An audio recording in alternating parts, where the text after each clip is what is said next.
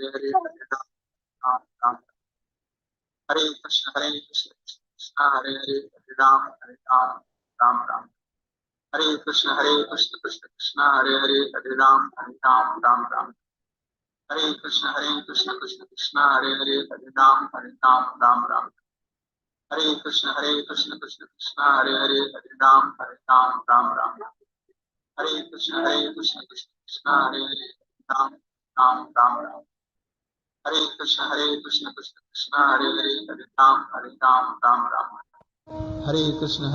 कृष्ण कृष्ण हरे राम राम हरे कृष्ण कृष्ण कृष्ण हरे राम राम राम हरे कृष्ण कृष्ण कृष्ण हरे राम राम राम हरे कृष्ण कृष्ण कृष्ण हरे राम राम राम हरे कृष्ण कृष्ण कृष्ण हरे राम राम राम हरे कृष्ण कृष्ण कृष्ण हरे राम राम राम हरे कृष्ण कृष्ण कृष्ण हरे राम राम राम हरे कृष्ण कृष्ण कृष्ण हरे राम राम राम हरे कृष्ण कृष्ण कृष्ण हरे राम राम राम हरे कृष्ण कृष्ण कृष्ण हरे राम राम राम हरे कृष्णा कृष्ण कृष्ण हरे हरे हरे राम राम राम श्रील गुरुदेव की जय। समस्त रूपान गुरुवर्ग की जय। नाम संकीर्तन की संकीर्तनकारी भक्त वृंद की और प्रेमानंदे हरि हरि। जो भी भक्त अपना वीडियो ऑन कर सकते हैं अपना वीडियो ऑन कर लीजिए। सभी भक्त अनम्यूट कीजिए अपने आप को और प्रणाम मंत्र करिए।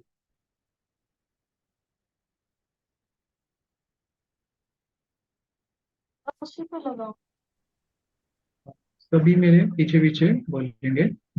ओम ज्ञानतिमिरान्धस्य ज्ञानञ्जनशलाकया ओम ज्ञानतिमिरान्धस्य ज्ञानाञ्जनशलाकया ज्ञानाञ्जनशलाकया चक्षुरुन्मिलितं येन तस्मै श्रीगुरुवे नमः। चक्षुरुन्मिलितं चक्षुरुन्मिलितं येन येन तस्मै तस्मै श्रीगुरुवे श्रीगुरुवे नमः। नमः। वे गौरचन्द्राय राधिकाय तदालये गुरुवे गौरचन्द्राय गौरचन्द्राय राधिकाय राधिकायै तदालये कृष्णाय कृष्णभक्ताय तद्भक्ताय कृष्णाय कृष्णाय भक्ताय कृष्णभक्ताय तद्भक्ताय नमो तद्भक्ताय नमः। नमो नमः। हे कृष्ण करुणा सिंधु दीनबंधो जगत्पते हे हे कृष्ण कृष्ण करुणा करुणा सिन्धु सिन्धो दीनबन्धु दीनबन्धो जगत्पते। जगत्पते गोपेश गोपिका कांत राधा कांत नमोस्तुते। गोपेश गोपेश गोपिकान्त राधाकान्त नमोऽस्तुते। नमोस्तुते। तप्त कांचन गौरांगी राधे वृंदावनेश्वरी तप्त कांचन कांचन गौरी गौरांगी राधे राधे वृंदावनेश्वरी वृंदावनेश्वरी भानुसुते देवी प्रणमामि। विश्वासुते देवी वृषभानुसुते प्रणमामि हरिप्रिये। मामेश्वरं सच्चिदानन्दरूपं रसकुण्डलं गोकुले भ्राज नमामीश्वरं सच्चिदानन्दरूपं सच्चिदानन्दरूपं रसत्कुण्डलं रसत्कुण्डलं गोकुले गोकुले व्रजमानम्।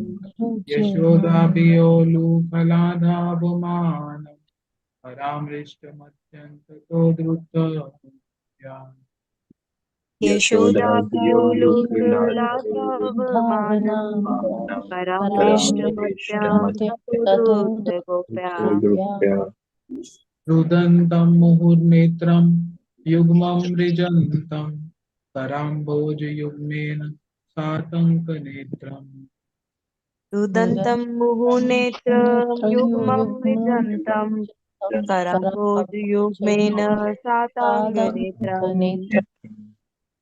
श्वासकम्पत्रिरेखाङ्ककण्ठ स्थितग्रेव दामोदरं भक्तिबद्धम् मुहुश्वासकं वीरेहाङ्गकण्ठ स्थितगेव दामोदरं भक्तिबद्धम् इति दृक्स्वलीलाभिरानन्दकुण्डे स्वघोषं निमज्जन्तं माख्यापयन्तम् इति दृक्स्वलीलाभिरानन्दकुण्डे स्वघोषं निमज्जन्तान्माख्यापयन्तम् निमज्जन्तमाख्यापयन्तम् यदीयेषितगेषु भक्तिर्जितत्वं पुनः प्रेमतस्तं शतावृत्ति वन्दे तदीयेषु भक्तेर्जितत्वं शीतयेषु पुनः ते प्रेमतस्तं जीवन्तं शतावृत्ति वन्दे प्रेमतस्तं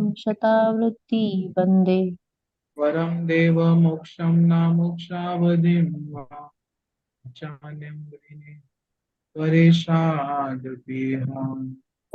परं देवमोक्षं न मोक्षावतं वा मोक्षावधिं न न चान्यं चान्यं विदेहं वृणीह परित्रादपीह हर्षपीह देवपूर्णाथ गोपाल बालम सदा मे मनस्या विरास्तां किमन्ये इदन्ते देह वपुर्नाथ नाथ गोपालबालं गोपालबालं सदा मे सदा मनस्या विरासां विरास्तां किमन्ये किमन्ये श्री कृष्ण चैतन्य प्रभु नित्यानंद श्री अद्वैत गदाधर शिवसादि गौर भक्त वृंद श्रीकृष्ण चैतन्य प्रभु नित्यानंद नित्यानन्द श्री अद्वैत गदाधर शिवासादि गौर शिवसदि भक्त वृंद हरे कृष्ण कृष्ण कृष्ण हरे हरे हरे राम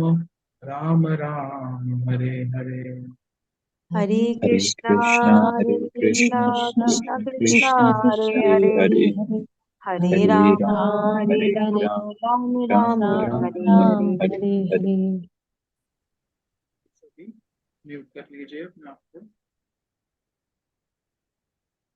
अभी जैसे हमारी क्लास में रोज हम एक कीर्तन को करते हैं और बड़ा ही सुंदर वृंदावन धाम की महिमा को प्रकाशित करने वाला बड़ा ही सुंदर कीर्तन है, इसको आज हम करेंगे। हमारे आशुतोष प्रभु हमें कीर्तन श्रवण कराएंगे। हरे कृष्णा प्रभु जी। हरे कृष्णा प्रभु जी, दंडवत प्रणाम प्रभु जी। चलो प्रणाम प्रभु जी। प्रभु जी शुरू करें कीर्तन। मन चल रे वृंदावन धाम, राधे राधे गाएंगे। मन चल रे वृंदावन धाम, राधे राधे गाएंगे। ओ राधे राधे गाएंगे, श्याम श्याम गाएंगे। राधे राधे गाएंगे, श्याम श्याम गाएंगे। कोड़ी तेरा कोड़ी लगे ना नाम, राधे राधे गाएंगे। मैं चल रे वृंदावन धाम, राधे राधे गाएंगे। राधे राधे गाएंगे, श्याम श्याम गाएंगे। राधे राधे गाएंगे, श्याम श्याम गाएंगे। राधे राधे गाएंगे, श्याम श्यामा गाएंगे। राधे राधे गाएंगे, श्याम श्यामा गाएंगे। थोड़ी लगे नादाम, राधे राधे गाएंगे। मन चल रे वृंदावन धाम, श्री राधे राधे गाएंगे। वृंदावन में विनोद विहारी, वृंदावन में विनोद विहारी। ओढ़ के बैठो कांवरिया कारी, ओढ़ के बैठो कांवरिया काली तुझे वहीं पे मिले विश्राम। राधे राधे गाएंगे मन चल रे वृंदावन धाम। राधे राधे गाएंगे वृंदावन में यमुना किनारा। वृंदावन में यमुना किनारा। निर्मल शीतल बहती है धारा। निर्मल शीतल बहती है तारा। तुझे मिल जाए श्याम ओ श्याम। राधे राधे गाएंगे मन चल रे वृंदावन धाम। राधे राधे गाएंगे सेवा कुंज की सेवा कर ले। सेवा कुंज की सेवा कर ले। प्रिया प्रीतम को चित में धर ले। प्रिया प्रीतम को चित में धर ले। मैं तो सेवा करूं आठों याम। राधे राधे गाएंगे मैं तो सेवा करूं आठों याम। राधे राधे गाएंगे वृंदावन में राधा मदन मोहन। वृंदावन में राधा मदन मोहन। राधा मदन मोहन। राधा मदन मोहन। राधा मदन मोहन। राधा मदन मोहन। वृंदावन में राधा गोपीनाथ। वृंदावन में राधा गोपीनाथ। राधा गोपीनाथ। राधा गोपीनाथ। राधा गोपीनाथ जय राधा गोपीनाथ। वृंदावन में राधा गोविंद। वृंदावन में राधा गोविंद। राधा गोविंद दर्शन दुर्लभ। राधा गोविंद दर्शन दुर्लभ। मैं तो दर्शन करूं आठों याम। राधे राधे गाएंगे मन चले वृंदावन धाम। राधे राधे गाएंगे वृंदावन में राधा दामोदर। वृंदावन में राधा दामोदर। राधा दामोदर। राधा दामोदर। वृंदावन में राधा श्याम सुंदर। वृंदावन में राधा श्याम सुंदर। राधा श्याम सुंदर। राधा श्याम सुंदर। राधा श्याम सुंदर। राधा श्याम सुंदर। वृंदावन में राधा रमन। वृंदावन में राधा रमन। राधा रमन। राधा रमन। राधा रमन। राधा रमन। वृंदावन में राधा गोकुल नंद। वृंदावन में राधा गोकुलानंद। राधा गोकुलानंद। राधा गोकुलानंद। राधा गोकुलानंद। राधा गोकुलानंद चल रे वृंदावन धाम।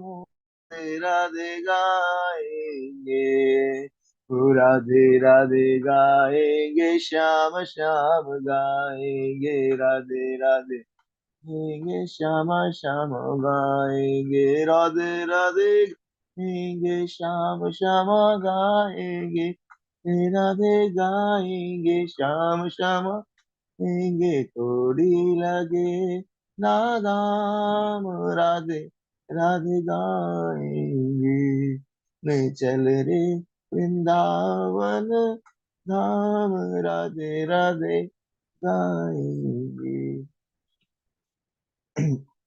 श्री श्री रमा एकादशी की जय, श्री एकादशी व्रत महा उत्सव की जय, श्री काशिक की पालनकारी भक्त वृंद की जय, श्रील गुरुदेव की जय, श्रील गुरुदेव आश्रित समस्त भक्त वृंद की जय, श्रील प्रभुपाद की जय, सुभाष श्रील प्रभुपाद की जय, समस्त रूपानुवर्ग की जय, अनंत कोटि वैष्णव वृंद की जय, समागत भक्त वृंद की जय, श्री भुवन मंगलकारी हरे कृष्ण महामंत्र की जय, श्री कार्तिक मास की जय, दामोदर व्रत की जय, ऊर्जा व्रत की जय, नियम सेवा व्रत की जय, श्री निताई गौर प्रेमानंदे हरि हरि बोल। हरे हरे कृष्ण प्रभु जी, तुम्हें प्रणाम प्रभु जी।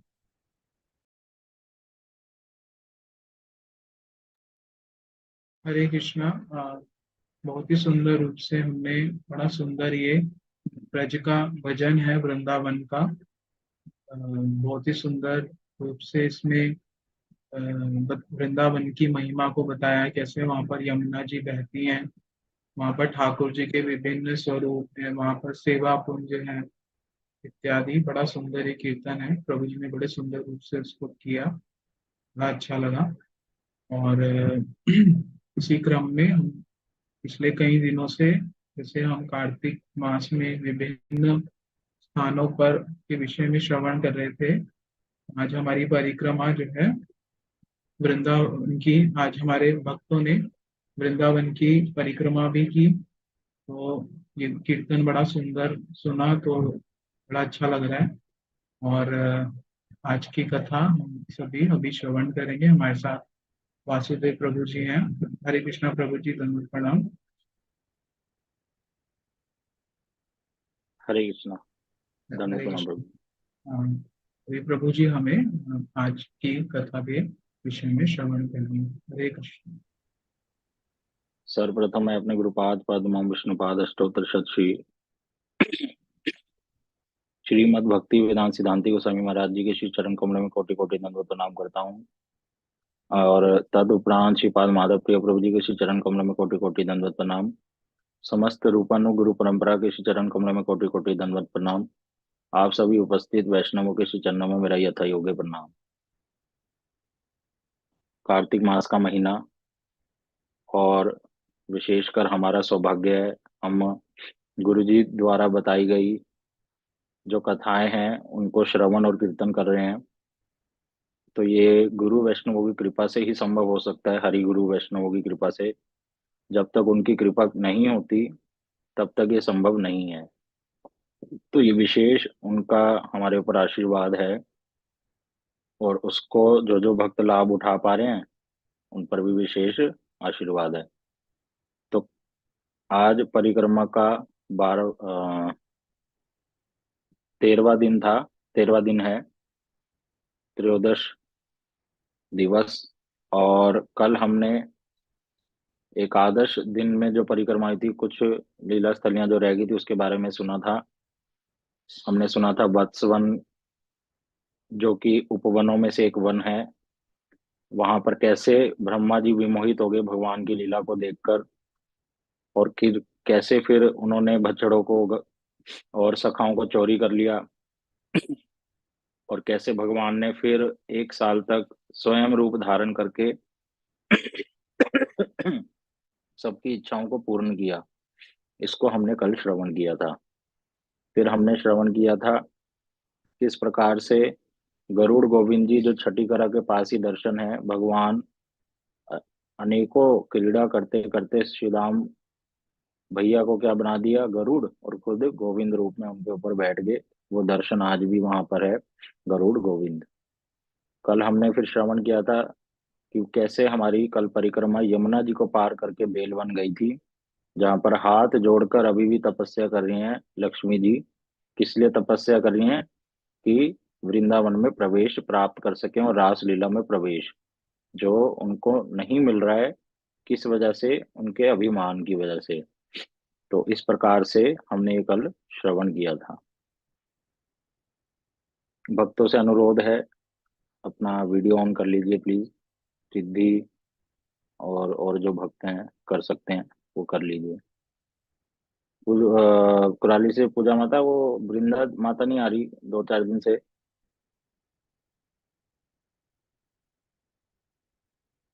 अनम्यूट करो नितिन प्रभु। हरे कृष्णा प्रभु जी। हाँ जी। आए नहीं आज, कल उनकी तबीयत ठीक नहीं थी, आज तो आए अच्छा थे अच्छा, वो भी। हाँ जी। ठीक है ठीक है ठीक है। और रानी माता भी नहीं आ रही? वो आज एकादशी है, कीर्तन होता है तो वहां होंगे वो। अच्छा अच्छा, ठीक है ठीक। हाँ, ठीक। ठीक है। और बहुत सारे एब्सेंटीज हो रहे हैं, मैं कई दिनों से देख रहा हूँ। कुछ हमारे भक्त लोग आ नहीं रहे। नितिन प्रभु, अजय धन्ना जी नहीं आ रहे हैं, और नेहा दीदी झंडली से। वो अजय धरना जी का आया था मैसेज, वो फेस्टिवल वाला चल रहा है ना उनका काम, तो वो कह रहे थे कि मैं इस वजह से नहीं आ पाता, वो काम करना होता है साथ में, इसलिए अटेंड नहीं कर पाता। हाँ जी। और नेहा दीदी? नेहा दीदी का मैं एक बार बात कर लूंगा, परसों तो आए थे, कल नहीं आए थे।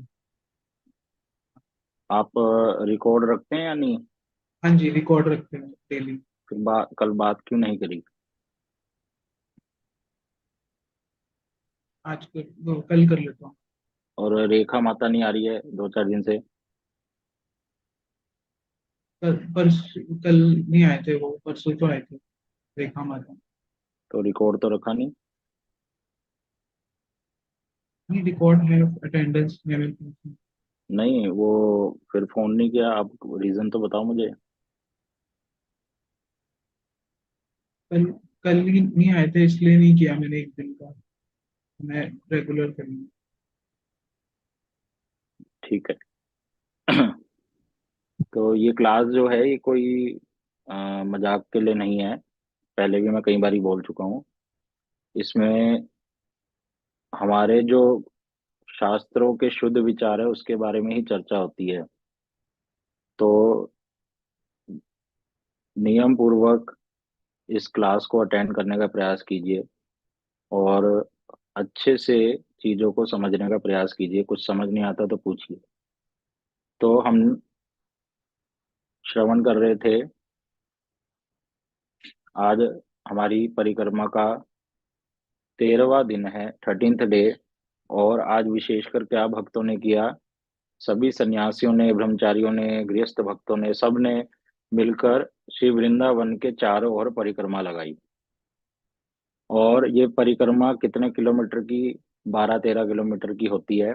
इसको 5 कोसी परिक्रमा भी बोला जाता है। इसको करने में 2-3 घंटे लग जाते हैं। बीच बीच में बहुत सारे दर्शन वाले स्थान भी आते हैं वृंदावन के। हमने लगभग वृंदावन में जितने भी मुख्य स्थान थे उनके बारे में कथा हो चुकी है। उनमें से विशेषकर जब परिक्रमा करते हैं तो यमुना देवी का दर्शन होता है। यमुना जी के बारे में हमने पहले कार्तिक मास के पहले 2 दिनों में भी सुना था, कैसे यमुना जी यहाँ पर टेढ़ी मेढ़ी बहती हैं। यमुना जी कौन है? विशाखा देवी का तरल स्वरूप हैं। विशाखा देवी कौन है? राधा रानी की प्रिय सखी हैं। यमुना जी के तट पर ही भगवान रास लीला करते हैं। यमुना जी सारी ऐसी वस्तुओं को प्रदान करती है जो कृष्ण की लीला के लिए अनुकूल हैं। कमल कमल के पुष्प बताया गया, नील कमल है, और जो गुलाबी हम देखते हैं कमल वो तो है ही, पीला कमल, श्वेत कमल, ऐसे अलग अलग प्रकार के कमल यमुना जी में खिलते हैं। और जितने भी वृक्ष उनके तट पे रहते हैं उनको वो जल प्रदान करती हैं, कदम्ब के, केली के, और तमाल के, उन सबको ये जल प्रदान करके कृष्ण की सेवा के लिए ठीक रखती हैं। तो यमुना जी का कार्य क्या है? भगवान की सेवा के लिए सारी चीजों को प्रदान करना। और यमुना जी में जो आचमन करता है, देखो वृंदावन जब जाते हैं सबसे पहले यमुना जी में आचमन करना चाहिए, ठीक है। यमुना जी को प्रणाम करते हैं। हमने अपने गुरु जी माधव प्रिय प्रभु सबका यही नियम देखा, गाड़ी से उतरते ही या जहां से भी ई रिक्शा से उतरते ही यमुना जी अगर दर्शन प्राप्त हो रहा है तो ठीक है, नहीं हो पा रहा तो उस दिशा में जहां यमुना जी बहती हैं पहले दंडवत प्रणाम करते हैं, फिर वहां की रज अपने मस्तक पे लगाते हैं, और अगर यमुना जी दिख रही हैं पास में जा सकते हैं तो उनका जल लेकर आचमन करते हैं, अपने ऊपर छिड़कते हैं और उनसे प्रार्थना करते हैं कि वृंदावन की जो महिमा है, कृष्ण भगवान जो श्रीमती राधा रानी के साथ यहाँ पर लीला करते हैं अपने सखाओं के साथ, नंद बाबा यशोदा मैया, उन सारी लीलाओं को हम ठीक ठीक रूप से समझ सकें और उनका क्या भावना है वो हम ग्रहण कर सकें।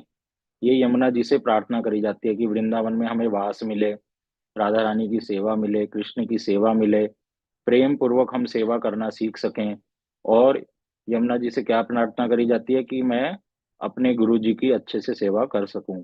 तो यमुना जी बड़ी प्रसन्नता पूर्वक आशीर्वाद देती हैं। तो इस प्रकार से यमुना जी से प्रार्थना करते हैं भक्त लोग। और यहीं पे यमुना जी में ही तो सबसे पहले दिन आके संकल्प किया जाता है कि हम संकल्प करते हैं आप हमारे ऊपर कृपा करें, आप बड़े हैं, भगवान के परिकर हैं, भक्त हैं, तो आपकी कृपा से ही हमारा परिक्रमा अच्छे रूप से हो सकता है। तो इस प्रकार से गुरु जी बताते हैं गिरिराज गोवर्धन यमुना देवी इनको भगवान साक्षात रूप में यहीं छोड़ गए थे, जिनकी कृपा आज भी हम प्राप्त कर सकते हैं। तो श्री यमुना देवी की जय। जब परिक्रमा करते करते यमुना देवी के किनारे जाते हैं तो एक घाट आता है, केशी घाट।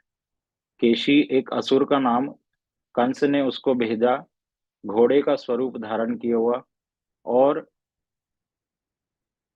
और मधुमंगल नामक जो कृष्ण के सखा, बड़े प्रिय सखा, मोटे लंबे हैं और बहुत खाने वाले सखा, वो हर समय हास्य रस का प्रदान, हास प्रयास करते। क्या करते, कभी जब गोचारण के लिए जाते, जब सारे सखा वन भोजन के लिए बैठ जाते भोजन करने के लिए, तो मधुमंगल क्या करते, हर किसी की थाली में से चोरी करके खाते, क्योंकि उनको मिठाई देखकर, सुस्वादु भोजन देखकर रुका नहीं जाता।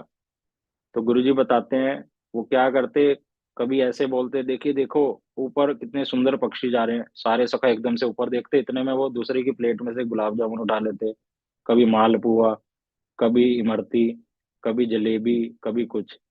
तो ऐसे करते रहते, ऐसे कई दिनों तक चलता रहा।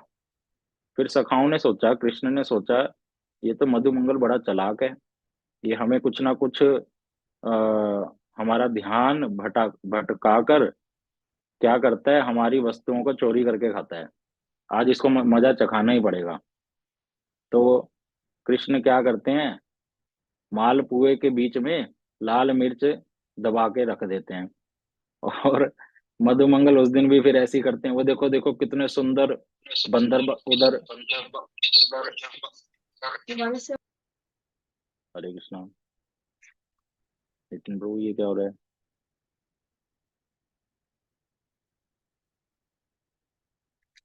तो कितने सुंदर बंदर इधर उधर फुदक रहे हैं, सभी सखा उधर देखते हैं।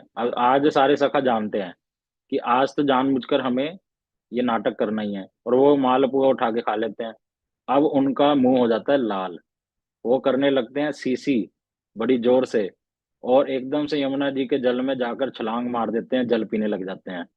तो ये दृश्य देखकर सभी सखा कृष्ण लोटपोट हो जाते हैं और हंसने लगते हैं कि तुम हमारे साथ चालाकी करते हो, आज हमने तुम्हारे साथ चालाकी कर दी। तो इस प्रकार से मधुमंगल कृष्ण को, सभी सखाओं को हास प्रयास करते। तो वही मधुमंगल के हृदय में एक दिन इच्छा हुई कि कृष्ण मोरपंख धारण करते हैं, पीतांबर पीले कपड़ों को धारण करते हैं, और उनके हाथ में एक वंशी। इसी कारण से सब उसकी पूजा करते हैं, सब उसको प्रेम करते हैं। अगर ये तीनों चीजें मुझे मिल जाएंगी तो सब मेरे को भी अच्छा अच्छा खाना देंगे, भोजन देंगे, मेरे को ऐसे चुरा चुरा के खाना नहीं पड़ेगा। तो मधुमंगल कृष्ण से बोलता है, कन्हैया तुम मेरे को ये तीन वस्तुएं प्रदान कर दो, तुम्हें इसी के कारण अच्छा भोजन देते हैं, सब सब प्रेम करते हैं। आज से मैं तुम्हारी इन 3 चीजों को धारण करूंगा तो सब मेरे से प्रेम करेंगे। कन्हैया थोड़ा हंसते हैं और तीनों चीजें उनको प्रदान कर देते हैं। यहाँ पर केशी वृंदावन में आ जाता है। अब उसने कंस से सुना था कि एक बालक है जो मोर पंख धारण करता है, पीताम्बर धारण करता है और उसके हाथ में वंशी होगी, तो उसको तुमने वध करना है। अब उस दिन मधुमंगल ने ऐसा रूप धारण कर लिया। अब वो केशी देख रहा है, अच्छा यही कृष्ण है। उसको थोड़ी पता है ये मधुमंगल है। वो तो देख रहा है वंशी भी इनके हाथ में है। वो देख रहा है इनके हाथ में इन्होंने पीताम्बर भी पहन रखा है, इसने मोर पंख भी लगा रखा है, तो यही कृष्ण है। वो केशी जाता है पीछे, अपने 2 लातों से इतनी जोर से वार करता है। जैसे ही वार करने लगता है उतने में ही मधुमंगल उसको देखकर इतने बड़े घोड़े को वो बेहोश हो जाते हैं और कृष्ण उनकी रक्षा करते हैं। तब कृष्ण एक अपने मुक्के से उस घोड़े का वध कर देते हैं।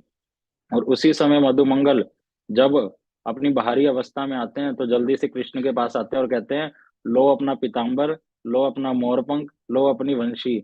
मुझे नहीं कृष्ण बनना, मैं ऐसे ही ठीक हूं, मैं चोरी करके खा लूंगा। तुम्हारे आज मैंने कपड़े का धारण कर लिया, मुझे तो असुर मानने आ गया।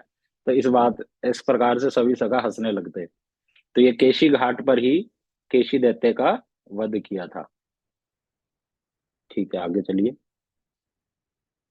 फिर परिक्रमा बढ़ते बढ़ते आगे पानी घाट पे आती है। बीच में हमने एक नाम दिया दुर्वासा आश्रम।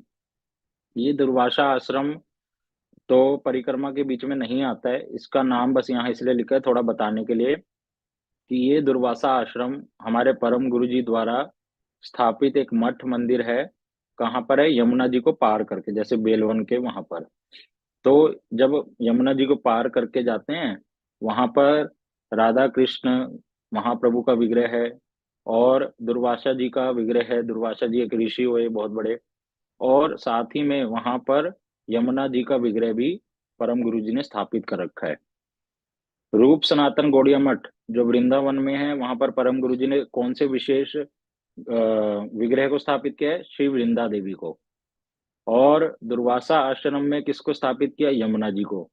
और गोवर्धन में हमारा एक मठ है जहां पर गिरिराज जी को स्थापित कर रखा है। तो इन तीनों मठों में विशेष विशेष विग्रहों को स्थापित कर रहा है, अर्थात बताना चाह रहे हैं कि वृंदा देवी, यमुना महारानी और गिरिराज गोवर्धन जी की कृपा बिना राधा कृष्ण की सेवा प्राप्त नहीं हो सकती। तो उस दुर्वासा आश्रम के निकट ही दुर्वासा जी की भजन कुटीर है, वहां रहकर भजन करते थे। अब गोपियों की मन में इच्छा होती थी कि हम दुर्वासा जी को सुस्वादु भोजन कराएं। तो जब गोपियां अपने सिर पर भोजन लेके जा रही हैं तो देखती हैं यमुना के किनारे कोई भी नाव वाला उस दिन है ही नहीं। नाव कैसे यमुना जी को पार कैसे करें? तब कृष्ण वहां उपस्थित हो जाते हैं और कृष्ण तिरछी नजर से सभी गोपियों को देखते हैं। अब गोपियां कहती है क्या करें, इनकी सहायता लें या नहीं? तब वो कृष्ण के निकट जाती हैं कि हम कैसे इस, नितिन बाबू,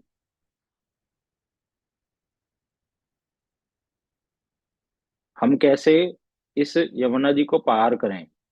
तब कृष्ण कहते हैं कि आप यमुना जी से जाकर बोलना कि वो आपको रास्ता दे दे।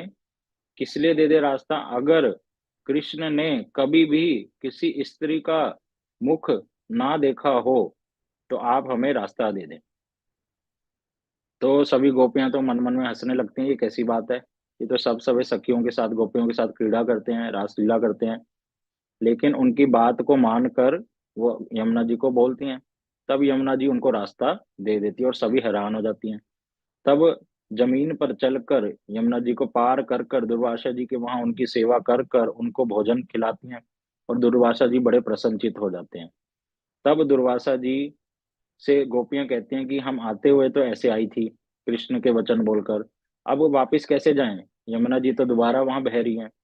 तब दुर्वासा जी ने कहा कि आप यमुना जी से बोलना कि अगर दुर्वासा ऋषि कुछ भी भोजन ना करते हों तो उनको आप हमें रास्ता दीजिए। इनको फिर समझ नहीं आया, अभी तो इतना सारा भोजन कर लिया आपने, और आप कह रहे हो कि भोजन नहीं करा। तो लेकिन इन्होंने फिर भी ऋषि जी की बात मानकर यमुना जी को बोला और यमुना जी ने रास्ता दे दिया। तो अब इनके मन में आए, ये तो समझ नहीं आई बात, तब कृष्ण ने उनको समझाया। मतलब अर्थात गुरु जी बताते हैं, साधु लोग बताते हैं कि यहाँ पर क्या बताना चाह रहे हैं कि कृष्ण इतने बड़े वैरागी हैं, सभी गोपियों के साथ रहकर भी उनके अंदर काम वासना की कोई वासना नहीं है। जैसे हमारे जगत के लोगों में काम वासना होती है, पुरुष का स्त्री के प्रति और स्त्रियों का पुरुष के प्रति, उस प्रकार की भावना कृष्ण में नहीं है। वो शुद्ध भावना है। उसको दिखलाने के लिए कि कभी भी उन्होंने कभी भी स्त्री का मुख नहीं देखा, अर्थात किसी को भी अपवित्र भावना से नहीं देखा। और दूसरा, दुर्वासा जी कौन है? वो ऋषि हैं, सदगुरु हैं, वैष्णव हैं। तो वो क्या बोल रहे हैं कि मैंने कुछ खाकर भी ना खाया, अर्थात मतलब वो भगवान के भजन में इतने निमग्न है कि उनको आप भोजन दें ना दें उससे कोई उनको अंतर नहीं होता है। उनकी कोई आसक्ति नहीं है इन भोजन पदार्थों में। ये तो सेवा के माध्यम से आए तो ग्रहण किया। तो वो बताना चाह रहे हैं जागतिक भोजन के प्रति कोई उनकी आसक्ति नहीं है। इसी कारण से यमुना जी ने दोनों वचनों को सत्य मानकर इसलिए रास्ता दिया। ये लीला पानी घाट पर हुई। पानी घाट से ही यमुना जी को पार किया था गोपियों ने, इसलिए उस घाट का नाम पानी घाट है। पास में एक दर्शन है ज्ञान गुदड़ी। गुदड़ी होता है मतलब फटे पुराने वस्त्र की पोटली, जिसको कोई देखना भी नहीं चाहता, फेंक देते हैं कबाड़ में, है, गरीबों को दे देते हैं, जो भी कह लो। तो भगवान के भक्त हुए उद्धव जी, उनके बड़े प्रिय सखा। उद्धव जी क्या करते थे, बचपन से ही कृष्ण का विग्रह अपने घर पे रखते थे और उनकी सेवा करते थे और उनको अपने साथ सुलाते थे, उनको भोजन मतलब अर्थात भोग लगाना, ये सारी सेवा करते थे बचपन से ही। जैसे बचपन में बच्चे क्या करते हैं, खेल कूद करते हैं अलग अलग प्रकार के, लेकिन ये कृष्ण के विग्रह की सेवा करते थे। वही उद्धव जी कृष्ण के मथुरा में और द्वारका में जब राज्य था, वहां रहकर सेवा करते थे। दिखने में कृष्ण जैसे ही थे और कृष्ण के स्वयं वचन है कि मेरे को मेरे बलदेव प्रभु, मेरे को मेरी अपनी आत्मा, मेरे को मेरी लक्ष्मी देवी और मेरे को मेरे ब्रह्मा जी इतने प्रिय नहीं है जितने कि तुम उद्धव मेरे प्रिय हो। इतने श्रेष्ठ सखा थे ये भगवान के कि भगवान ने ऐसे वचन बोल रखे इनके लिए। और ये साक्षात किनके शिष्य थे? जो देवताओं के क्या हैं, गुरु बृहस्पति, उनसे साक्षात इन्होंने शिक्षा प्रदान कर रही थी, प्राप्त की थी। और इसी कारण से उद्धव जी क्या थे, बड़े इंटेलिजेंट थे, सारे शास्त्रों में निपुण थे और साथ ही साथ कृष्ण के भक्त भी थे, बहुत बड़े ज्ञानी थे। अब भगवान द्वारिका में रहकर गोपियों से दूर रहते हैं, राधा रानी से दूर रहते हैं, तो उनके हृदय में विरह की भावना रहती है। रात को जब सोते हैं तो बिस्तर गीला हो जाता है, क्यों? रोते हैं जोर जोर से। और यहाँ पर वृंदावन में कौन विरह में है? सभी यशोदा मैया, नंद बाबा, सखा, बछड़े, गैया, बंदर, पशु पक्षी, सारे कीट पतंग और सभी गोपियां, ललिता, विशाखा जी और विशेषकर श्रीमती राधा रानी। तो भगवान ने सोचा कि मैं उद्धव जी को वृंदावन में भेजूंगा और गोपियों के विरह को शांत करूंगा। और इस प्रकार से एक और उनके हृदय में भावना थी कि मैं द्वारिका में रहता हूँ, कृष्ण द्वारिका में रहते हैं, लेकिन गोपियां वृंदावन में रहती हैं। वो तो आपस में बात कर कर कृष्ण की कथा को बोलकर, भाई कृष्ण ऐसे करते थे, हे ललिते तुम्हें याद है कृष्ण कैसे करते थे, हे विशाखे, हे राधे रानी, ऐसे आपस में बात करके क्या करती हैं, विरह को शांत कर लेती थी कृष्ण की बातें कर कर। लेकिन कृष्ण द्वारिका में क्या है, अकेले हैं। वो किससे बात करें? अकेले, अकेले कहने का मतलब है उनकी हृदय की भावना को समझने वाला कोई था ही नहीं कि जिससे वो अपने दुख को शेयर कर सकें और उनका हृदय क्या हो जाए, संतप्त हो जाए, शांत हो जाए विरह से। ये कोई छोटी मोटी बात नहीं है। भगवान होकर वो ऐसी साधारण मनुष्य जैसी लीला को दिखा रहे हैं कि किस प्रकार से वो विरह में है, दुखी हैं, और वो किससे दुख बांटे, कोई है नहीं ऐसा। तो उन्होंने उद्धव जी को किस लिए भेजा कि वृंदावन में कौन सा गुरुकुल है, प्रेम का गुरुकुल, और उसके प्रिंसिपल कौन है, श्रीमती राधा रानी। टीचर्स कौन है, ललिता जी, विशाखा जी, इंदुलेखा और सारी सखियां। तो कृष्ण कह रहे, जिस प्रेम के विद्यालय में मैंने खुद शिक्षा प्राप्त करी, हमने सुना था ना, कृष्ण राधा रानी को क्या बोलते हैं, प्रेम गुरु। वो मेरी प्रेम की गुरु हैं, प्रेम की शिक्षा सिखाती हैं, प्रेम कैसे किया जाता है, प्रेम क्या वस्तु है, प्रेम में क्या क्या करना पड़ता है, ये सारा सब कुछ सिखाती हैं। तो उद्धव भी जब चला जाएगा ना वहां पर, और वही एक ऐसा व्यक्ति है जो समझ कर आ सकता है, और अगर मैं किसी और को भेजूंगा तो कोई नहीं समझ पाएगा। बलदेव प्रभु को भी भेजा था, हमने सुना था, 2 महीने रह के गए, लेकिन वो कुछ कर नहीं पाए। तो उद्धव जी को जब भेजेंगे, थोड़ी प्रेम की शिक्षा प्राप्त करके आएंगे, तो मैं इसके साथ फिर अपने दिल की बात कर पाऊंगा, इसी कारण से भेजा था। लेकिन जब उद्धव जी आए, उनका ज्ञान भी यहाँ धरा का धरा रह गया, और गोपियों के जब वचन सुने, दूर से खड़े होकर ही उनकी उनके तो पैर कांपने लग गए, और उनका जो ज्ञान शास्त्रों का था, वो सारा माधुर्य रस के आगे झुक गया, जैसे आप यहाँ दर्शन कर रहे हैं। तो गोपियों ने उद्धव जी के ज्ञान को चीर फाड़ दिया, अर्थात उसकी गुदड़ी बनाकर यमुना जी में फेंक दिया। तो इसलिए इस स्थान का नाम क्या पड़ गया, ज्ञान गुदड़ी। फिर एक दर्शन आता है बनखंडी महादेव जी का। हमारे रूप सनातन गौड़िया मठ के निकट ही ये दर्शन है। इसकी क्या लीला है, हमने सुना था श्री सनातन गोस्वामी जी, जिनके द्वारा श्री राधा मदन मोहन जी का विग्रह स्थापित हुआ, वो सनातन गोस्वामी जी क्या करते थे। अभी आप लोगों से ही पूछते हैं, इतने समय से सुन रहे हो। सोनलाल जी, सोनलाल प्रभु जी बताओ, वृंदावन में जब सनातन गोस्वामी जी रहते थे, उनका क्या नियम था, वो डेली क्या करते थे। अनम्यूट करो, ऐसे कर रहे हो, बताओगे आप, मैं हेल्प करूंगा, बोलो बोलो। वो नहीं क्या प्रभु जी, करते मुझे थे, पता नहीं पहले यार। पहले वृंदावन से कहाँ जाते थे, बताओ, पैदल चलकर कहाँ जाते थे, बताओ, गिरिराज जी गोवर्धन प्रभु जी। जाते थे या मथुरा जाते थे, बताओ। गिरिराज जी। गिरिराज माता जी। जी ऐसे मत बोलो बीच में, जिनसे पूछा जा रहा है वही बोले। वो पहले गोवर्धन जी जाते थे, फिर वहां जाके क्या करते थे, बताओ। फिर वो गोवर्धन परिक्रमा करते थे। हाँ शाबाश, गोवर्धन जी की परिक्रमा कर कर फिर वो कहाँ चले जाते थे फिर, प्रभु बताओ, जी, मथुरा जाते थे या वृंदावन जाते थे। वो वृंदावन जाते थे। नहीं, वो जाते मथुरा। मथुरा किस लिए जाते थे, भिक्षा करने के लिए। वो जाते थे मथुरा जाते थे भिक्षा करने के लिए, फिर वहां से भिक्षा कर कर कहाँ आते थे, वृंदावन। ये उनका नियम था। अब और एक और उनका नियम था, सुबह वृंदावन में वो हर रोज गोपेश्वर महादेव जी का दर्शन करने जाते थे।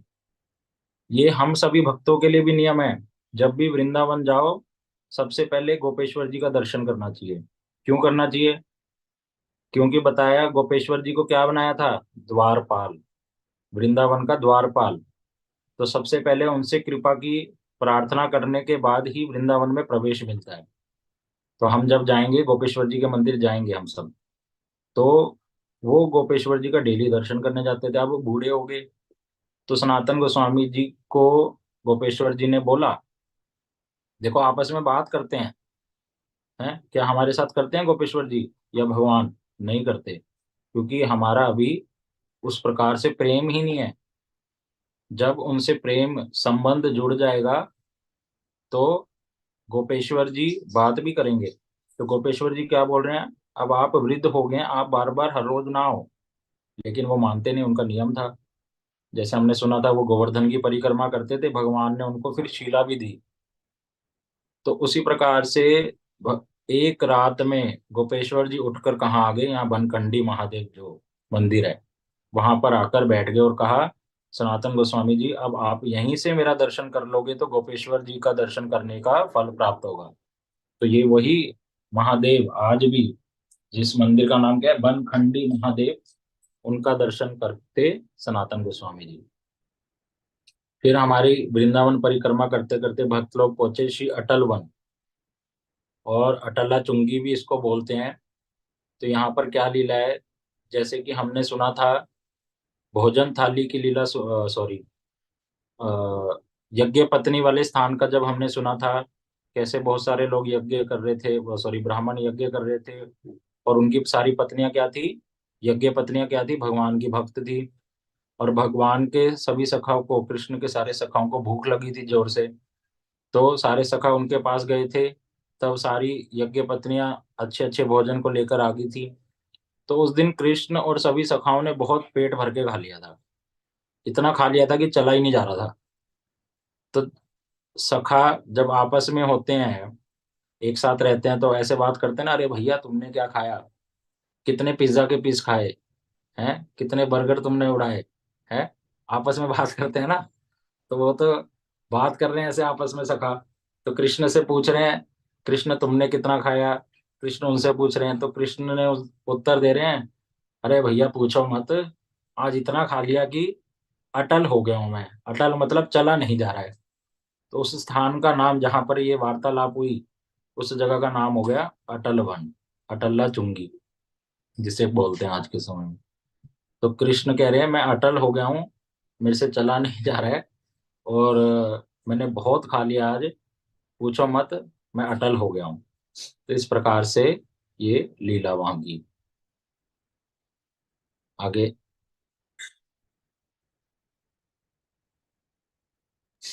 बस नितिन यहीं प्रभु। तक था बोला। हाँ जी, ठीक है, ठीक, यहीं तक था, ठीक है। तो इस प्रकार से भक्त लोगों ने श्री वृंदावन की परिक्रमा करी। आज गुरु जी ने वृंदावन की परिक्रमा करते करते कीर्तन भी किया, और साथ ही एक कथा भी सुनाई बड़ी सुंदर, जिसमें उन्होंने वृंदावन की महिमा बताई, जिसको हमने पहले भी श्रवण किया है। ये धाम ऐसा है, इस कोई साधारण नहीं है। ये जो हम कथाएं सुन रहे हैं, केवल हम अपने कॉपी में लिख लें या अपने दिमाग में रजिस्टर कर लें कि हाँ मेरे को भी पता होना चाहिए, याद हो जाएगा, केवल यहीं तक हमें सीमित नहीं रहना है। ये सारी कथा हम क्यों सुन रहे हैं, वृंदावन की महिमा क्यों सुन रहे हैं, ताकि हमारे हृदय में ये भावना आए कि मुझे भी कृष्ण की सेवा करनी है। मेरे को वृंदावन की महिमा जानकर क्या करना है, ऐसे मन में भावना लानी है।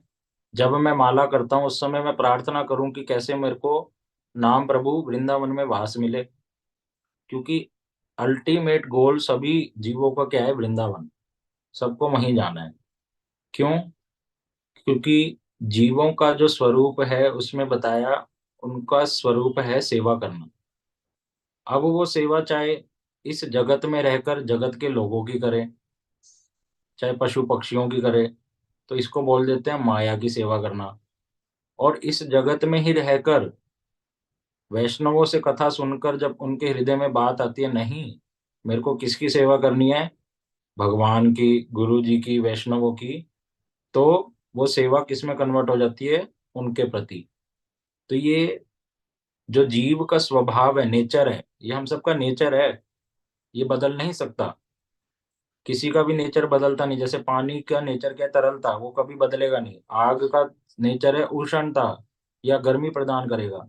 उसी तरह से जीव का नेचर है, ये नेचुरली हमारे हृदय में भावना है कि सेवा करनी है।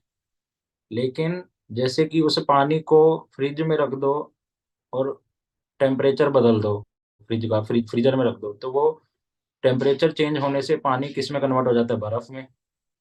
ठीक है ना? और दिखने में ऐसा लग रहा है कि वो पानी की तरलता खत्म हो गई है, लेकिन उस बर्फ को फिर से वापस से बाहर रख दो तो क्या हो जाता है, वो पानी में कन्वर्ट हो जाता है। तो उसका जो टेम्परेचर, एटमॉस्फेयर हमने चेंज किया, उसके कारण से उसका जो तरल वाला स्वभाव था वो ढक गया, खत्म नहीं हुआ, ढक गया। उसी प्रकार से हम जीवों का जो स्वभाव है वो है कृष्ण की सेवा करना। लेकिन अभी हमारा एटमॉस्फेयर, टेम्परेचर चेंज हो गया है, और हम कहाँ पर आ गए हैं, माया के जगत में। तो हम क्या कर रहे हैं, हमारा स्वभाव नहीं भूले हैं, खत्म नहीं हुआ है, वो ढक गया है। कृष्ण की सेवा ना कर कर हम किसकी कर रहे हैं? इस जगत के लोगों की। तो उस ढके स्वभाव, जो स्वभाव के ऊपर परत आ गई है, ढक गया है, तो वही गुरुजी और वैष्णव लोग क्या करते हैं? उस चादर को उठा देते हैं कि तुम अपने नेचुरल स्टेट में आओ। हैं? क्यों परेशान हो रहे हो इस जगत में? अपनी नेचुरल फॉर्म में रहने से बहुत अच्छा लगता है, बहुत अच्छा लगेगा, इतना लाइट फील करेंगे हम कि सब कुछ क्या लगेगा? नेचुरल है।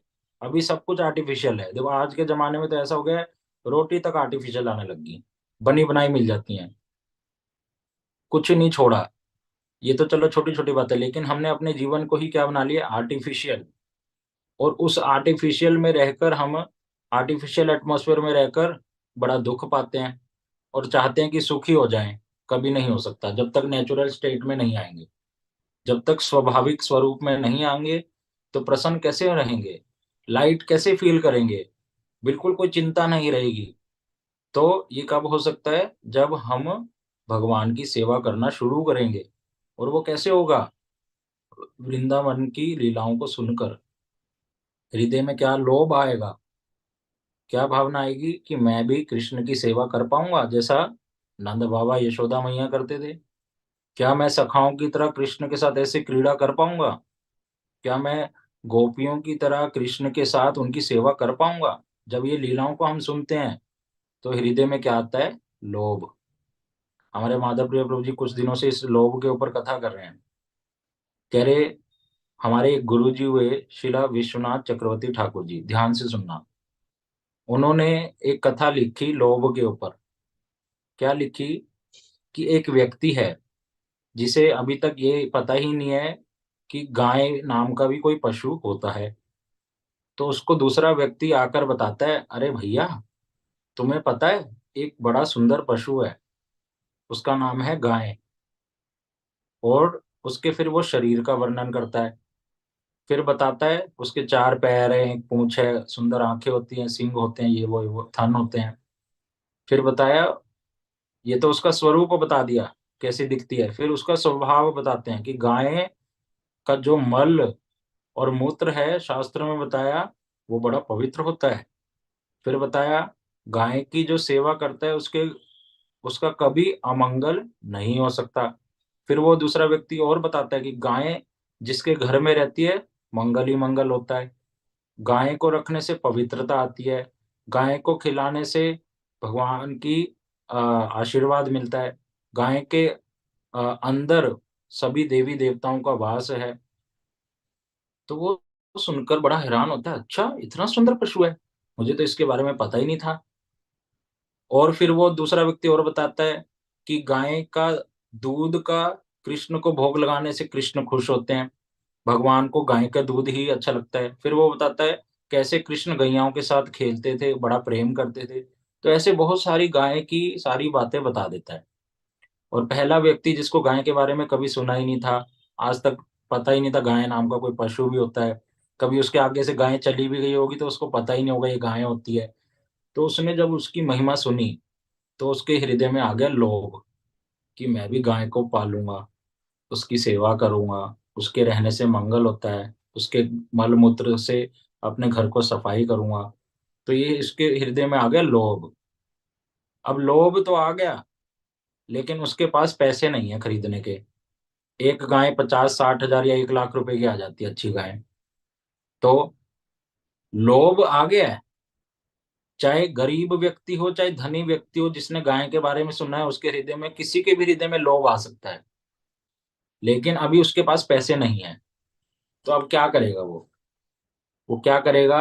अब उसके लिए पैसा कमाएगा कि मेरे को अच्छे से पैसा कमाना है, और अब मैं घर पर फिर गाय लाऊंगा और पैसा कमाकर अपने उसी दोस्त को लेकर जाऊंगा, कौन सी गाय अच्छी है उसको फिर घर पर लाकर सेवा करूंगा। तो वो एक प्लान बनाएगा प्रॉपर। अगर वो सोचे कि मैं हर रोज लेबर वाला काम कर कर, जैसे मजदूर लोग काम करते हैं, पूरे दिन में कितने रुपए मिलते होंगे उनको, 300-400 रुपए कुछ। अगर वो सोचे मैं हर रोज इतनी मेहनत करके जिसमें थोड़ा ही पैसा मिलेगा और गाय को खरीद लूंगा, तो ऐसा उसको कई साल लग जाएंगे, वो कर ही नहीं पाएगा। तो इस प्रकार से इस लीला के माध्यम से श्रीला विश्वनाथ चक्रवर्ती ठाकुर जी हमें समझाते हैं कि जो हम बद्ध जीव हैं, माया में फंसे हुए हैं, वो जब एक सद्गुरु जी से कृष्ण की कथा को सुनते हैं, किस प्रकार से कृष्ण यशोदा मैया से डरते हैं। कब डरते हैं? जब गड़बड़ कर देते हैं, माखन की मटकी तोड़ देते हैं और माखन को चोरी करने लगते हैं, तो यशोदा मैया उनको लठिया दिखाती है कि अभी मारूं। बंदर के दोस्त माखन चोरी करता है, अपने ही घर में चोरी करता है, तेरा स्वभाव ऐसे कैसे बदल गया? तो मैया से डरते हैं, रोने लगते हैं, दोनों हाथों से अपनी आंखों को मसलते हैं और जो उनकी आंखों में काजल होता है वो पूरे मुंह पे लग जाता है। वही कन्हैया जो भगवान है, सखाओं का झूठा खाते हैं, सखा उनके कंधे पे चढ़ जाते हैं, भगवान के कंधे पे, सोच सकते हो हैं? और वही कन्हैया रास लीला में सभी गोपियों के आगे झुक जाते हैं, राधा रानी के चरणों में गिर जाते हैं, अपने सिर को, मस्तक को उनके चरणों में रख देते हैं और कहते हैं ये मेरा मोर मुकुट और वंशी आपके चरणों में रखता हूँ। आप मेरी क्या है? स्वामिनी है, आप मेरी प्रेम की गुरु हैं। तो ये सारी जब हम कथा सुनते हैं ठीक से गुरु वैष्णवों से, तो हमारे हृदय में क्या आ जाता है? फिर लोभ आ जाता है। जैसे उसने गाय के बारे में सुना, फिर अब हमारे हृदय में आता है क्या मैं भी कभी ऐसे कर सकूंगा? ऐसे लोभ आने से मतलब, लोभ का मतलब लालच आ जाता है। पॉजिटिव वाले लालच की बात कर रहे हैं, नेगेटिव वाले नहीं। तो वो लोभ जब आ जाता है, फिर हमारे को फिर गुरुजी बताते हैं बेटा उसके लिए साधन करना पड़ेगा। वो गुरुजी फिर हमें सिखाते हैं किस प्रकार से, जैसे वो पैसा कमाएगा तभी गाय ला पाएगा, उसी प्रकार से हमें पैसा कमाना सिखाते हैं। पैसा मतलब साधन करना सिखाते हैं, कैसे कृष्ण की आमदनी करनी है, कृष्ण को कैसे प्रेम से अट्रैक्ट करना है। तो गुरुजी हमें क्या देते हैं? हरि नाम महामंत्र की माला दे देते हैं, दीक्षा मंत्र दे देते हैं कि इसको नियम पूर्वक करना, छोड़ना नहीं कभी, एकादशी का व्रत करना, और ब्रज मंडल परिक्रमा जब हो तब वृंदावन में मेरे साथ जाना, दर्शन करना। लोभ आएगा और आएगा और बढ़ेगा, जितना लोभ बढ़ेगा उतना साधन करने की हृदय में भावना आएगी कि हाँ मेरे को भी चाहिए ये चीज, मैं भी ऐसी सेवा करना चाहता हूँ, मैं भी ऐसे धाम में रहना चाहता हूँ जहाँ ना कोई कष्ट है ना दुख है इस संसार में दुख ही दुख। इतना अच्छा कार्य करते हैं पूरे दिन में, अच्छे अच्छे लोग इस धरती पे रहते हैं, किसी का बुरा नहीं चाहते, फिर भी दुखी होते हैं। क्यों? क्योंकि ये संसार का नाम ही बोला दुखालयम, दुखों का घर। तो दुखों के घर में दुख नहीं मिलेगा, यहाँ कोई भी एक्टिविटी कर लो आपको दुखी मिलेगा। केवल जो भजन नहीं करते उनकी बात कर रहे हैं, लेकिन जो भगवान का भजन करते हैं वो बड़े संतोष में रहते हैं, संतुष्ट रहते हैं, चाहे उनके पास ज्यादा है चाहे थोड़ा है उसमें क्यों? क्योंकि वो सीख गए हैं कैसे बैलेंस लाइफ को बैलेंस करना है। तो इस प्रकार से गुरु वैष्णव सिखाते हैं। तो जब हम कथा सुनते हैं, लोभ आता है तो साधन करना पड़ता है, हरि नाम करना पड़ेगा, उस समय प्रार्थना करनी पड़ती है। तो वो वृंदावन की महिमा को सुनकर जो लोभ उत्पन्न होता है, वो वृंदावन की कथाएं सुनकर, लीलाएं सुनकर, उस प्रकार का हमारे हृदय में फिर वो गाय की तरह, जैसे उस व्यक्ति के हृदय में लोभ आ गया कि मैं भी गाय को पालूंगा, तो हमारे हृदय में भी धीरे धीरे वो लोभ इतना पक्का हो जाता है, मैं भी भगवान की सेवा करूंगा जैसे सखियां करती थी, ये हृदय में आ जाता है, दासी बनकर सेवा करूंगा। तो वो लोभ पक्का हो जाता है, गोल फिक्स हो जाता है। फिर जब गोल मेरा फिक्स हो गया, अब मैं क्या करता हूँ? गुरु जी मेरे को हेल्प करते हैं किसमें? प्रैक्टिस करने में, साधन करने में, कि उस गोल को प्राप्त करना है। अब तुम्हें साधन करो, पैसे कमाओ, और हेल्प करते हैं बीच बीच में। हम बीच बीच में फेल होंगे लेकिन हमारे को हेल्प करते हैं। अब वो साधन भी फिर अलग अलग प्रकार का होता है, जैसे वो मजदूरों की तरह साधन करेंगे, एक दो माला कर लेते हैं लोभ तो आ गया है, इस एक दो माला करने से ही सब कुछ हो जाएगा। तो वो हो तो जाएगा उसमें नो डाउट, लेकिन बहुत सारे जन्म लग जाएंगे, समझ रहे हो? तो वो प्रॉपर प्लानिंग के साथ जो साधन किया जाता है उसको भी गुरुजी सिखाते हैं, उसको भी गुरुजी सिखाते हैं कि बेटा किस प्रकार से साधन करना है तुम्हें, कितना ठीक ठीक रूप से किन वैष्णवों के साथ रहना है, किन की कथा सुननी है, तो प्रॉपर जिन लोगों उस एनवायरनमेंट में जब रहना हम शुरू कर देते हैं तो वो लोभ की जो प्राप्ति है वो जल्दी हो जाती है, वो फिर जल्दी हो जाती है। तो ये इसी वजह से अब एक बात यहाँ एक और बताई, उसको गाय का लोभ तो आ गया था और वो कहे मेरे को लोभ आ गया है, अब गाय प्राप्त हो जाए, मैं कुछ करूंगा नहीं, ऐसा हो सकता है? नहीं, नहीं नहीं जी, मेरे हृदय में लोभ आ गया है, गाय ऐसी है, गाय वैसी है, बड़ी अच्छी है, अब मैं, ठीक है, कभी कृपा होगी तो गाय मिल जाएगी। तो ऐसा होता है कभी? उसी प्रकार से हमारे काफी भक्त लोग ऐसा बोलते हैं, अरे हाँ हाँ, मैंने गुरुजी से सुना है राधा दास्यम श्रेष्ठ है, ये मेरे हृदय में बैठ गया है, हैं? उसके लिए लेकिन क्या करेंगे? ना हरि नाम करते ठीक से, ना वृंदावन धाम में जाएंगे। गुरुजी इनवाइट कर रहे हैं आपको, अरे बुलावा आएगा जी जाएंगे, हैं? बांके बिहारी जी का बुलावा ही नहीं आ रहा। गुरुजी बोल रहे हैं परिक्रमा में आ जाओ, हैं, हमारे साथ चलो, और कैसे कोई बोलेगा, और कैसे बुलावा आएगा? हैं? आपको पत्र लिख के भेजेंगे ठीक से, हैं? प्रेममयी दासी, आज बुलावा आया है, इस डेट को इतने बजे बांके बिहारी मंदिर में आ जाना, हैं? ऐसे कहेंगे? ये हम लोगों की बड़ी निम्न सोच है, समझना चाहिए इस बातों से, कहाँ कहाँ फंसे हुए हैं हम, यही हमारे अनर्थ हैं। तो उसको कौन दूर करते हैं? गुरु जी। गुरु जी को छोटा मत समझना कभी जीवन में, बहुत हेल्प कर रहे हैं हम लोगों को बाहर निकालने में, हम फंसे हुए हैं बहुत ज्यादा, इस बात को समझना चाहिए, उनके परिश्रम को समझना चाहिए और उनके परिश्रम में हेल्प करनी चाहिए हम लोगों को। तो इस प्रकार से ये वृंदावन की महिमा आज हमने सुनी। आज वृंदावन की परिक्रमा कंप्लीट हो गई है, कल रेस्ट डे है परिक्रमा का हमारा, और फिर एक दिन बाद हमारे भक्त लोग कहाँ शिफ्ट हो जाएंगे, सारे भक्तों को लेकर गोवर्धन में। 15 दिन रहते हैं वृंदावन में, 15 दिन रहते हैं गोवर्धन में। मेरी आप लोगों से प्रार्थना है, कुछ भक्त लोग अगर नहीं भी जा पा रहे वृंदावन इस महीने में, तो कम से कम 21 तारीख को हमारे गुरु जी का जन्मदिन है, उस दिन तो आओ। ट्रेन पकड़ के आ जाओ, रात की ट्रेन चलती है, सुबह पहुंचा देगी। गुरु जी उस दिन, गुरु जी के साथ हम बरसाना परिक्रमा करेंगे, बरसाने के धाम का दर्शन करेंगे।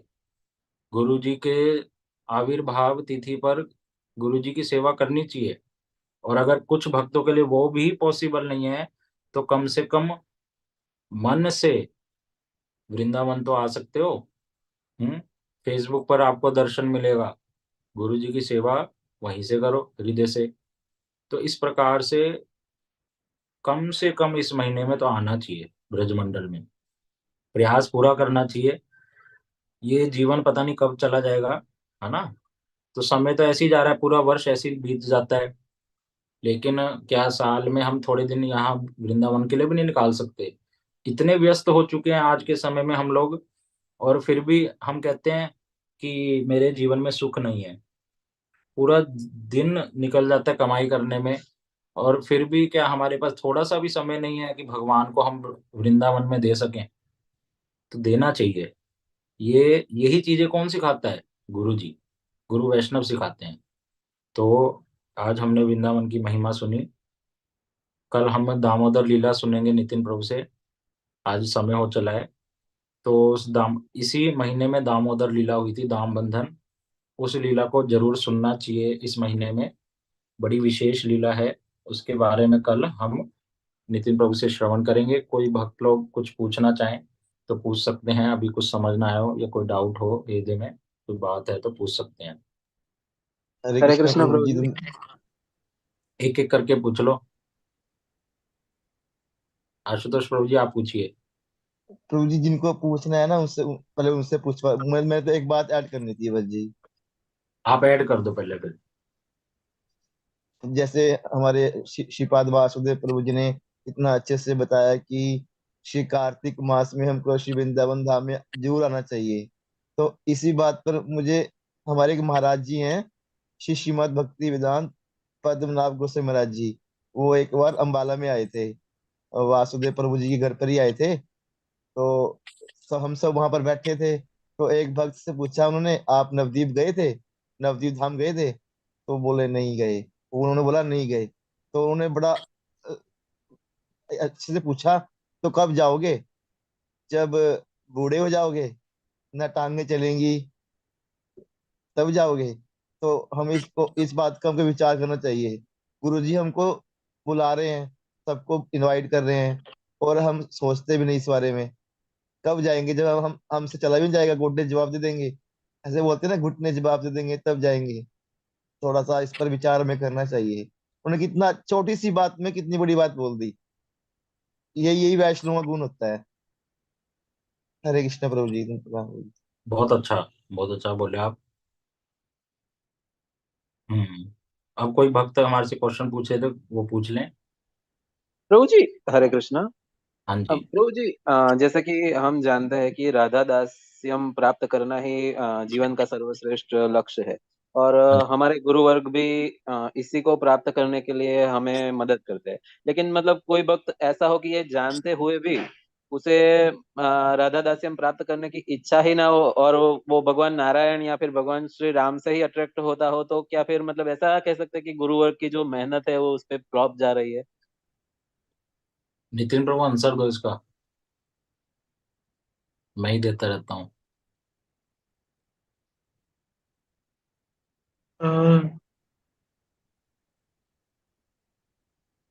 आप ये पूछना चाह रहे हैं कि जैसे हमें पता तो है, हमारे गुरुवर्ग से भी सुना सबकी राधा दास्यम ही सर्वश्रेष्ठ है, लेकिन साधन करते करते हमारी अट्रैक्शन जो है वो नारायण के प्रति या फिर भगवान की किसी अन्य अवतार के प्रति हो सकती है। ऐसा कुछ यही पूछ रहे हैं आप? जी प्रभु जी। तो फिर मतलब हमारे गुरु वर्ग का भी यही प्रयास है कि हम राधा दास्यम प्राप्त करें, और फिर हमारा जो अट्रैक्शन है वो भगवान श्री राम के प्रति हो रहा है या फिर भगवान नारायण के प्रति हो रहा है। तो मतलब ऐसा कह सकते हैं कि गुरु वर्ग की जो मेहनत है वो हम पे फ्लॉप गई, ऐसे मतलब। नहीं नहीं नहीं, ऐसे नहीं है। ये जो हमारा जब हम ऐसे साधन करते करते एक लोभ नहीं आता, हमारे कई तरह के लोभ आते हैं हमारे सामने, है ना। अगर अभी तो हमने नारायण को भी नहीं देखा, राम जी को भी नहीं देखा, जब हम साधन करते हैं, साधन करते करते बताते हैं कि उनकी तरफ भी हमारी अट्रैक्शन हो सकती है ना। तो लेकिन जब हम और सुनते हैं राधा दास्यम के बारे में, और सुनते हैं या गुरु जी से और श्रवण करते हैं, तो हमारी फिर क्या हो जाती है, वो निष्ठा हो जाती है। जैसे जैसे हम लोग सुनते हैं, सनातन गोस्वामी जी ने ग्रंथ लिखा बृहद भागवतामृत। तो बृहद भागवतामृत में बताया कि एक साधक है गोप कुमार। वो गोप कुमार जब अलग अलग लोकों में जाते हैं एक मंत्र को करते हुए, तो क्या होता है कि जब वो आ, उस स्थान पे जाते हैं, राम जी का दर्शन करते हैं, अन्य कहीं जाते हैं, तो फिर वो क्या होते हैं, अट्रैक्ट तो होते हैं, लेकिन उनको उनका क्योंकि स्वरूप क्या है, असली स्वरूप क्या है, उनका असली स्वरूप है भगवान के कृष्ण की धाम में सेवा करना। इसलिए वो उन सब स्थानों पे तो जाते हैं, लेकिन क्योंकि उनका स्वरूप ही वो वाला है, तो क्या होते हैं, उन सब स्थानों पे जाने के बाद भी उनकी अट्रैक्शन कहाँ होती है, ठाकुर जी के चरणों में। तो इसलिए यहाँ से पता लगता है कि हो सकता है कि हम जाए, मतलब हमारे साधन करते करते हमें वो दिखे या हम अट्रैक्ट हों, लेकिन जो हमारा असली स्वरूप है उसी के हिसाब से हमारी क्या होगी, उनमें अ, रति होगी या अट्रैक्शन होगी। तो इसमें कोई हमारे गुरुवर्गों का परिश्रम कोई गलत नहीं जा रहा। हमारा साधन जो है वो धीरे धीरे जैसे जैसे बढ़ेगा, तो ऐसी ऐसी चीजें आती हैं बहुत सारी जो हमें डिस्ट्रैक्ट कर सकती हैं हमारे साधन से। लेकिन अगर हमारा साधन जो है दृढ़ है और हमारे गुरुवर्ग की वाणी पे हमें विश्वास है, तो क्या होगा, जैसे जैसे गुरु जी हमें बता रहे हैं हम उसको फॉलो करते हुए क्या हो जाते हैं, उस पर्टिकुलर गोल को प्राप्त कर लेते हैं ना। तो हमारी निष्ठा होनी चाहिए गुरु जी की वाणी पे। तो गुरु जी की वाणी पे निष्ठा है, तो ये सब चीजें आने पे भी, छोटी छोटी चीजें, अभी तो हमें छोटी छोटी चीजें ही सता रही हैं, वो तो बहुत ऊंची बात है। लेकिन जब गुरु जी की वाणी पे हमारा निष्ठा हो जाती है, तो क्या होता है, अपने आप से गुरु जी हमें उससे बचाते हैं, अभी इन चीजों से। अभी तो वो टमाटर अट्रैक्ट करता है इस चातुर्मास्य में, है कार्तिक में हाँ टमाटर हाँ ही नहीं छोड़ पाते हैं। हाँ कार्तिक में अरे टमाटर कैसे यार, पहले दीक्षा के देते समय तो बोला था प्याज लहसुन छोड़ना है। ये बहुत चलाक है घोड़िया वाले, ये बीच बीच में कभी कहते हैं टमाटर छोड़ दो, कभी कहते हैं वो चुकंदर ना खाओ, कभी कहते हैं परमल ना खाओ, घिया ना खाओ, बैंगन ना खाओ। है ये क्या है, ये तो चालाकी है इनकी। धीरे धीरे सब कुछ ही हमारा, हम क्या कैसे खाएंगे पिएंगे जिएंगे कैसे? अरे छोड़ो, उन्होंने मुख्य कहा था प्याज लहसुन नहीं खाना। ये कार्तिक के मास में वो जो वासुदेव जी भेज देते हैं इतनी बड़ी लिस्ट, उसे कौन पढ़ेगा? अरे छोड़ो भैया, हैं? तो ये यही तो बात है। हमारे माधव प्रिय प्रभु जी इस बात को बताते हैं, ये ही नहीं छोड़ पा रहे, इनके प्रति आकर्षण नहीं छोड़ पा रहे। कथा तो सुन रहे हैं अच्छे से, सब कर रहे हैं, इन्हीं में दृढ़ चीजें नहीं हो पा रही, तो अपना काम कैसे जाएगा? क्रोध कैसे जाएगा? है लोभ कैसे जाएगा इस जगत के प्रति? है ये छोटी चीजों के प्रति आकर्षण नहीं जा रहा है। टमाटर कैसे छोड़े यार, टमाटर कैसे छोड़े? अरे भैया छोड़ना पड़ेगा, इस महीने कुछ नियमों का पालन करना पड़ेगा, तभी होगा ना। अरे भैया हम सरसों का केन ले आए थे पिछले महीने, अब क्या होगा उसका? वो तो वेस्ट चला जाएगा। है अरे ऐसा करते हैं, खर्चा बचेगा, ज्यादा पैसा क्यों करना, इस महीने में यूज कर लेते हैं, किसको पता चल रहा है? तो ये इन्हीं चीजों से तो आगे नहीं बढ़ पाते हम। हैं और बात कर रहे हैं नारायण जी की, गुरु जी से एक बारी बात हुई थी, गुरु जी के साथ शायद मैं था, एक दो भक्त और थे। तो गुरु जी से ही ऐसे नारायण जी की ही बात चल रही थी, तो कोई भक्त पूछा, नारायण जी से रिलेटेड कुछ पूछा, तो गुरु जी इस बात को उत्तर दिए, रास्ते में जा रहे हैं और 10 रुपए का नोट पड़ा हुआ है, वही हमें इतना आकर्षित कर लेता है। और हम अगर नारायण को देखेंगे, हम्म, नारायण तो बहुत ही ज्यादा आकर्षित हैं, वो हमें ऐसा आकर्षण करेंगे कि हम उनकी ओर दौड़े चलेंगे। तो वो बता रहे जब 10 रुपए का नोट से आसक्ति नहीं जा रही है, अभी उस लेवल से ऊपर नहीं उठे, तो ये बड़ी बड़ी बातें तो दूर की हैं। ये बस मैंने एक पॉइंट ऐड करा नितिन प्रभु के। तो ये हम बातें तो बोल देते हैं, ठीक है ना, तो इस बात को कभी मन में ना लाना गुरु वैष्णव का परिश्रम व्यर्थ जा रहा है। वो हमारे ऊपर डिपेंड है, हम कितना उनकी बातों को ले पा रहे हैं, अपनी भी तो योग्यता है। जी प्रभु जी। प्रभु जी और एक प्रश्न था कि ये गोवर्धन शिला जो है उसे घर पे लाके उनकी सेवा कर सकते हैं? कुछ लोग बोलते हैं कि वृंदावन से बाहर नहीं ले जा सकते, मतलब। नहीं नहीं, ऐसे नहीं लेके जाना चाहिए, वो नियम नहीं है, हमारे गुरु जी और संप्रदाय में मना करते हैं। कोई श्रेष्ठ वैष्णव उनकी आज्ञा लेकर तो कर सकते हैं, लेकिन खुद से उठा के लाओगे तो ये बहुत बड़ा अपराध है, भगवान के चरणों में बोला जाता है। अपने मन से, यही यही तो हमें सिखाया जाता है, अपने मन से नहीं चलना, गुरु वैष्णवों के अनुगत्य में चलना। जी प्रभु जी। हाँ, नितिन प्रभु आप। चित्रपट की, उनके चित्रपट अगर आपकी इच्छा है कि गोवर्धन जी की सेवा करनी है, उनका चित्रपट रख सकते हैं। गुरु जी हाँ से पूछा था किसी ने, तो गुरु जी ने कहा था चित्रपट रख के भी परिक्रमा कर सकते हैं, और मतलब वैसे कर सकते हैं, तो उसमें दोष नहीं है, लेकिन शीला नहीं ला सकते ऐसे। जी प्रभु जी, धन्यवाद। तो बड़ी सुंदर हमने आज लीला के विषय में श्रवण किया, और लोभ के विषय में बता रहे थे जैसे प्रभु जी। तो जैसे प्रश्न भी ऐसा ही हुआ कि वो लोभ ही हमें आगे लेके जाता है। जैसे गुरु जी से हम बहुत सुंदर सुंदर कथा सुनते हैं, हाँ, परम गुरु जी की कथा सुनते हैं, तो वो हमारे अंदर क्या कर रहे हैं, लोभ ही तो लेके आ रहे हैं, और वही लोभ हमें हमारे साधन में आगे लेकर के जाता है। तो इसलिए ज्यादा से ज्यादा हरि कथा श्रवण करनी चाहिए। श्रवण करने से क्या होगा, धीरे धीरे धीरे धीरे वो लोभ हमारे अंदर आएगा, और अपने आप से मन में इच्छा होगी कि ये जो सब बातें गुरु जी बता रहे हैं, वैष्णव बता रहे हैं, इसमें हमारा कितना बेनिफिट है। और जब हमें वो बेनिफिट ही, फिर जब हमारी ऐसी सोच बन जाएगी अपने आप से, हम उसको और अच्छे से करने का प्रयास करेंगे। बड़े सुंदर रूप से हमने श्रवण किया ये सब विचारों को, गुरु जी के विचार हैं, और बड़ा अच्छा लगा सुन के। तो आज बड़ा सुंदर रूप से हमने वृंदावन के विषय में भी श्रवण किया। तो इसी क्रम में हम कल दामोदर लीला को श्रवण करेंगे। कल आप सभी समय से आ जाएं, 9:20 पे हम लोग हरि नाम शुरू कर देंगे, और फिर इसी प्रकार से हमारी क्लास होगी। तो आज समय भी हो गया है, अभी हम इसको यहीं पर रखते हैं। हरे कृष्ण।